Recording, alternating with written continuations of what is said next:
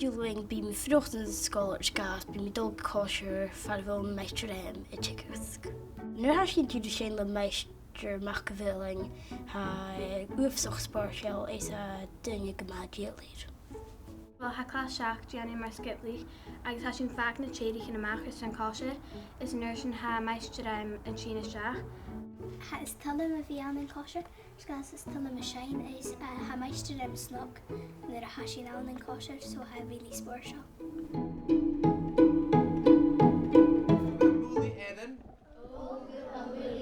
A hennis bíne. Ó gúbhar múlaí a hennis bíne. Smis Iain-Murdo macaveiling, ha mi gwybod an y clas y seach an y bun-sgoile Gaelic Primary. Nid o hosi mi an y sioen yn 2008 hosi mi a Sigiplin. Ys chwyd a ie'n ag arwen yr handig mi nach ro còisir dy fi agus doch a sion 2 blion, 3 blion sa'n y cohynna le la hwyl mi at y seinn o'r ma chawn y naw agus an nŵr sy'n mi ha gylio seinn dar yn stau sio. Ha ffysyn gwybod tora ac y ffiliawlig na mod yn cynnu. So mae'n brin yn dweud fa y sas o'n ronna sio stoch mae'r ffeis na hoige. Agus hoes ni'n nŵr sy'n stoch yr gyddoch coig dyn y giag. Sa sy'n nes sy'n mynd i chi gyfod 2 hyd sy'n cyhyd ac yn ydych chlar ac yn ymwys tîr na hwylid y lwyn. So ha ffas. Ha gyma spóirse le meistr am gas ha es yn y cynnig gyma spóirse so. Ha spóirse le gas chynnu mi fain hwyl cael ciarst is ha ma.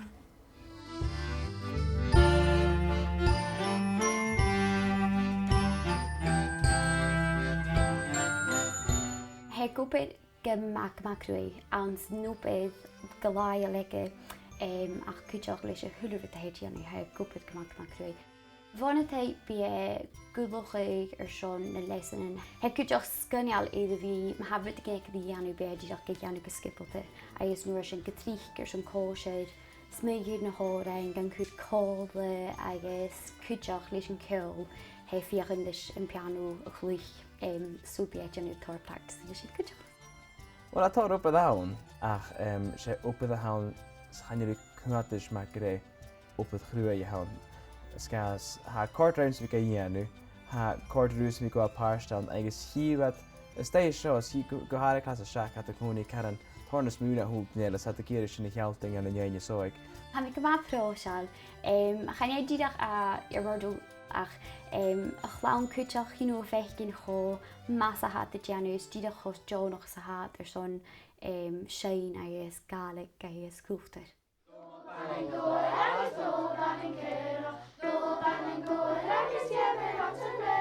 Wel, sy'n cynnig i hwylid y lwyn y còisir, haid tord clw o chorig yn gan y sgol, haid tord clw o chorig yn gan y chlawn, agus se cor yma hawn gair fi gianw rwyd yn Gaelic teb y mwyt y sgol. Wel, ha genu rwthin mar jazzy, rwyd ha gra. Fi ha genu actions mar crab claws agus rwthin ela. Ha dirach really snock agus fi genu tá rwthin son in class agus in còisir.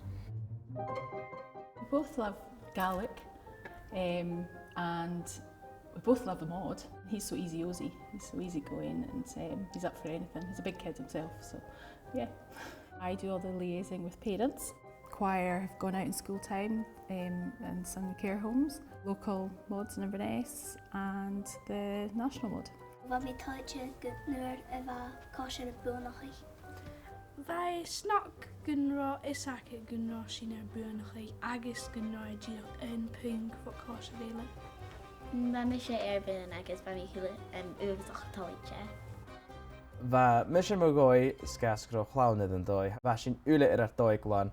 Ha dwi'n Facebook ac yn fa granny sy'n ydyn fa hwlniac yn dwi'n genu share yr hwlwg hawdd yn genu retweets. Ha sy'n y cord yr ws yn cwtio cyfle at y Faic yn. Han y gydwch yw ag y Urchadan fa yw ag yn teaching yn ysgol fa hwlden yw ma cwrsnoch gyma college gaif. Ma ha ciol y tord ywch o gaif ysgrach yn y Gaelic as yn hwyl. Agus fi Faic yn mac ar wrth nadroch a hawn, niw'n dwi'n gwneud ei alda ti, nad ydych chi'n byd cwmra agus y gawn sy'ch chi'n glifig as y Gaelic. Han fes mynd i gyfer mystod i'n mynd as y fat.